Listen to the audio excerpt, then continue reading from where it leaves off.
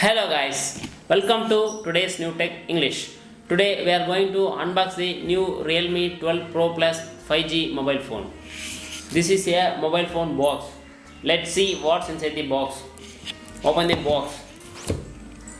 First they have given one box in the box.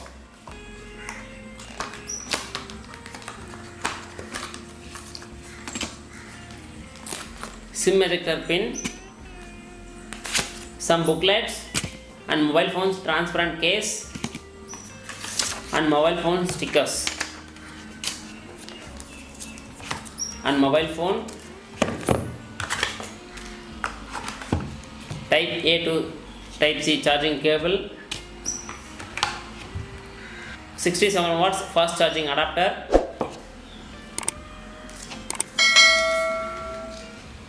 Realme 12 Pro Plus 5G mobile phone. Display is 6.7 inch display, 128 refresh rate with curved vision display, 950 nits peak brightness. Selfie camera is 32 megapixel selfie camera. In display fingerprint sensor also there. 64 MP periscope portrait camera is there with 3x optical zoom and dual flash also there. Back panel is vegan leather back panel. Mobile phone's right side power button and volume up down button is there.